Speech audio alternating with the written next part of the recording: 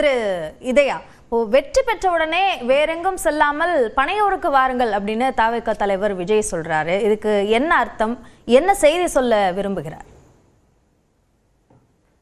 அது ஒரு இன்னைக்கு ஒரு கிண்டலுக்கும் கேலிக்கும் நகைச்சுவைக்கும் ஆளாகி இருக்கிறது. எங்கே வேற எங்கே ஓடி போயிடாதீங்க அப்படின்னு சொல்லி. இன்னும் சொல்ல போனா ஒருவேளை அவங்க எல்லாம் ரிசார்ட் புக் பண்ணி வச்சிருக்கதா கூட சில தகவல்கள் எல்லாம் கசிஞ்சுக்கிட்டு இருக்கு. ஒரு கூவத்தூர் மாதிரி கொண்டு போய் அடைக்கிறதுக்கான வேலைகள்லாம் இருக்குமான்னு. ஏன்னா நீங்க முதலே இது ஒரு அனுபவம் இல்லாத ஒரு கட்சி முதலாக ஒரு தேர்தலை சந்திக்கிறது. நீங்க எம்ஜிஆர் காலத்துல இருந்து ஜெயலலிதா காலத்துல இருந்து அவர்கள்லாம் ஏற்கனவே அரசியலுக்கு பழக்கப்பட்டு அரசியல் ஆக்கப்பட்டு அதுக்கப்புறம் தான் அவங்க அந்த கட்சியின் தலைமை பொறுப்புக்கு வந்தார்கள். இவர்கள் நேரடியாக சினிமால இருந்து டைரக்டா அரசியலுக்கு வராரு.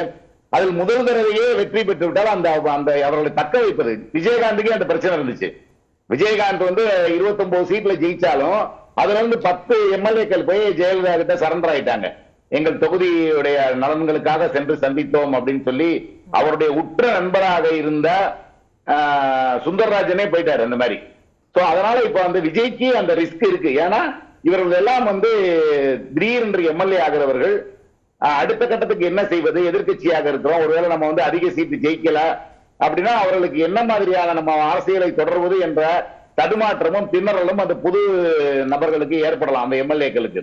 அப்படி இருக்கும்போது அவர்கள் வேறு திசையை நோக்கி பயணப்பட ஆசை காட்டும் போது அதற்கு பலனடைய, நீ 5 வருஷம் எம்எல்ஏ இருந்தா உனக்கு என்ன சம்பாத்தியமோ அதை நாங்க ஒரு நாள்ல செட்டில் பண்றோம், அது மாதிரியான ஒருவேளை பேரங்கள் நடந்தால் அவர்கள் எல்லாம் எப்படி அதுக்கு ஈல்டாகாம எப்படி தப்பிச்சு போவாங்க அப்படின்ற சந்தேகம் ஒரு புதிய தலைமைக்கு வரதான் போகுது. ஏன்னா நீங்க சொல்ற கருத்தின் அடிப்படையில எம்எல்ஏக்கள் உருவாவாங்க அப்படின்னு சொல்றீங்க. இப்ப தேர்தலுக்கு முந்தைய கணிப்பையும் எடுத்திருக்கீங்க, தேர்தலுக்கு பிந்தைய கணிப்பையும் எடுத்திருக்கீங்க. இப்ப அது எந்த அளவுக்கு சாத்தியம் நினைக்கிறீங்க? இல்ல, நான் ஆரம்பத்துல இருந்தே சொல்றது அவருக்கு சிங்கிள் டிஜிட்ல தான் தவேகா இந்த முறை வெற்றியை சீட்டுகளை கன்வெர்ட் செய்யும் பாக்குறேன். நான் தொடர்ந்து ஆரம்பத்திலிருந்து 20% மேலதான் விஜய்க்கு கணிப்புகள் எடுத்து கொடுத்தேன். ஏன்னா அது நான் கணிக்கல, மக்கள் சொன்னதை நான் பார்த்து சொன்னேன், அவ்வளவுதான். ஒரு தெர்மாமீட்டர் மாதிரி நான் ரீடிங் தான் காட்டினேன். அதனால அதை நானே உருவாக்கல, நானே செய்யல, நானே எழுதி ஜோசியம் பார்த்து சொல்லல. அங்க மக்கள் களத்துக்கு போற அவங்க கொடுக்குற ரெஸ்பான்ஸை வச்சு நான் சொல்றேன். ஒரு வெப்பமானி மாதிரி இன்னைக்கு எத்தனை டிகிரி சூரியனை தவிச்சிச்சு அப்படின்னு நீங்க நியூஸ்ல போடுற மாதிரியான ஒரு தகவலை நான் சொல்றேன் பார்த்துட்டு அதன் அடிப்படையில இப்ப மெட்ராஸ் சரகத்துல ரீஜன்ல ஒரு 33% வரை கூட தவேகா எடுக்கும்ன்றதையும் நான் சொல்லியிருக்கேன்.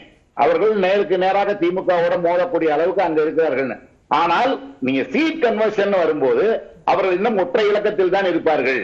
அதை தாண்டி ஆக்சிஸ் மை இந்தியா சொல்றது போல அவர்கள் ஆட்சி அமைப்பதற்கோ அல்லது ஒரு தொங்கு சட்டமன்றத்தை உருவாக்கி ஒரு கூட்டணிகளோடு சேர்ந்து அவர்கள் ஆட்சி அமைப்பதற்கோ அல்லது வேறொரு கட்சி ஆட்சி அமைப்பதற்கு இவர்கள் போய் அணில்கள் மாதிரி ஒரு உதவக்கூடிய அளவுக்கு இவர்கள் கையில சீட்டு இருக்கும் என்றோ நான் நம்பல. ஏன்னா என்னுடைய நான் பார்த்த கருத்து கணிப்பு அப்படி சொல்லல. அதனால என்னுடைய கணிப்பு அவர்கள் ஒற்றை இலக்கத்தில் இருப்பார்கள்.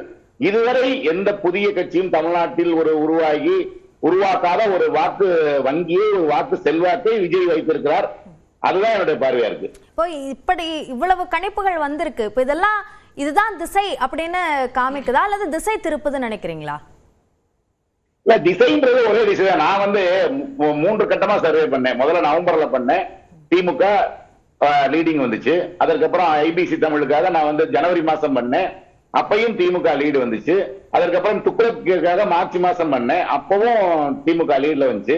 அதனால இப்ப நான் அதற்கு பிறகு இப்ப தேர்தல் நடந்து முடிந்த பிறகு எந்தெந்த தொகுதிகளில் ப்ரீ போல் சர்வே செய்தனோ அதுல சில தொகுதிகளை தேர்வு செய்து அதுல போஸ்ட் போல் செய்திருக்கேன். அதிமுக வெற்றி பெறும் என்று நினைக்கிற தொகுதிகளில் திரும்ப சர்வே பண்ணிருக்கேன். அதுல அதிமுக வெற்றி பெறுகிறது. திமுக எந்த தொகுதியில் வெற்றி பெறும் என்று நினைச்சு நான் போய் சர்வே பண்ணேனோ அந்த இடத்துல போஸ்ட் போல் சர்வே பண்றேன், அங்க மீண்டும் திமுக வெற்றி பெறுகிறது. அதனால எனக்கு அந்த சஞ்சலமோ இதுவோ இல்ல. நான் பிடிச்ச டைரக்ஷன் கரெக்டா போயிட்டு இருக்கு. அதுல நோ டீவியேஷன் அப்படின்னு தான் பாக்குறேன் நான் இதுல.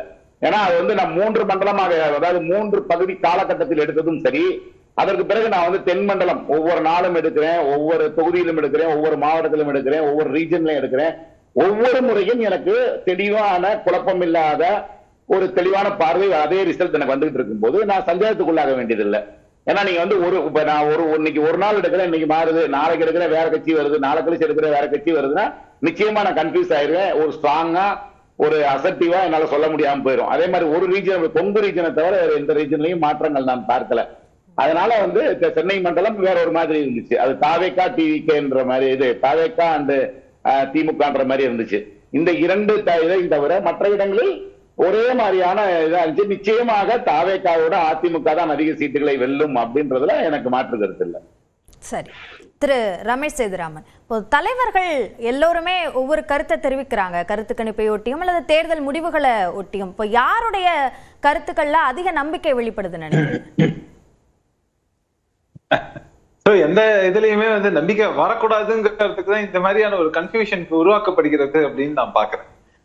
ஏன்னா நமக்கு அரசியல் பார்வையாளராக பல நேரங்கள்ல நமக்குன்னு ஒரு வியூ இருக்கும். Plus or minus 5%. நான் தவறாக சொல்லலாம், சகோதரர் அவர் ஃபீல்டு சர்வே பண்ணியிருக்காரு, அவருமே சரியாக சொல்லலாம். 80%, 85%, 5% அவருதுமே ஸ்லிப் ஆகலாம். ஏன்னா பல நேரங்கள்ல பல வாக்குகள் எப்படி பார்த்திருக்கோம்னாக்க 3000, 5000 இந்த வாக்கு வித்தியாசத்துல, ஒரு சிலதுல இல்ல 2000 வாக்கு வித்தியாசத்தை கூட ஒரு சில கான்ஸ்டிடியூவன்சிஸ்ல இந்த ரிசல்ட் மாறுறதுங்கிறத நம்ம பார்த்திருக்கோம். சோ அதனால நம்ம சொல்லக்கூடியது திமுக வர்சஸ் அதிமுக. ஆனால் எல்லோரும் நம்ம பொதுவாக அரசியல் இதை வந்து கூடுதல் நோக்கக்கூடியவர்கள் சொல்லக்கூடியது நிச்சயமா நம்ம எதிர்பார்த்தது முதல்ல 8% எதிர்பார்த்த தாவேக்கா கூட நல்லா பெர்ஃபார்ம் பண்ணியிருக்கு. 18% எல்லாரும் ஒத்துக்கொள்ளக்கூடியது வந்து க்ளோஸ் டு 20. அப்போ அந்த க்ளோஸ் டு 20ங்கிறது மேபி ஒரு 3, 4, 5 இந்த மாதிரியான சீட்டுகள்ல அவங்களுக்கு வெற்றி வாய்ப்புகள் அதிகமாக இருக்கலாமே தவிர அந்த 20% வச்சு பெரும்பான்மை சீட்டை புடிச்சிட போறாங்க, ஆளுங்கட்சியாவோ எதிர்கட்சியாவோ வந்துட போறாங்கன்னா யாரும் ஒத்துக்கொள்ள போவது கிடையாதுங்கிறது தான் நிதர்சனமான உண்மை. ரெண்டாவது விஷயம், சகோதரர் சொன்னார் ஃபீல்ட்ல போய் பார்த்தேன் அப்படின்னு. அவர் பண்ணக்கூடியது குறிப்பிட்ட சிச்சுவேஷன் திரு ரமேஷ் சேதுராமன் அப்படின்ற சிச்சுவேஷன் யார வந்து பாதிக்கும், எதிர்கட்சியவா ஆளும் கட்சியவா என்பது ஒரு முக்கிய கேள்வியா எழுதுல்ல? இல்ல, ரெண்டு தரப்புல இருந்து அவங்க சொல்லக்கூடியது பாதிக்கும்னா, ஆனால் இருக்கக்கூடியது 100 பேர் அப்படின்னாக்க உங்களுக்கு கூடுதலா ஒருத்தர் காம்படிஷனுக்குன்னு வராங்கன்னாக்க அவங்க இங்க இருக்கக்கூடிய அந்த 100ல இருந்து தான் அவங்களுக்குன்னு ஒரு வாக்கு அறுவடையை செய்ய போறாங்கிறது. அப்போ எல்லா தரப்புல இருந்தும் இருப்பாங்க. அப்போ யார்கிட்ட இருந்து அதிகப்படியான வாக்குகளை எடுத்து அவங்கள வீக்கன் பண்றாங்க. இன்னைக்கு வந்து தாவேக்கா சீன்ல இல்லைன்னு வச்சுப்போம், ஒரு ஜஸ்ட் ஒரு கணக்கு. இதை வந்து மத்தவங்களும் சொல்லலாம், ஜென்ராம் சாரோ இல்ல சகோதரர் முன்னாடி பேசினவர் எல்லாருமே சொல்லட்டும், ஒத்துப்பாங்கன்னு நினைக்கிறேன். ஜெனரல் ஆஸ்பெக்ட்ல நீங்க இன்னைக்கு பாத்திருந்தீங்கன்னா திமுக had an edge over ADMKன்னு சொல்லிட்டு போயிடலாம், அந்த கூட்டணிக்கும் இந்த கூட்டணிக்கும். ஆனா இதுல வந்து ஒண்ணு திமுகவின் கூட்டணி கட்சிகள் தாண்டி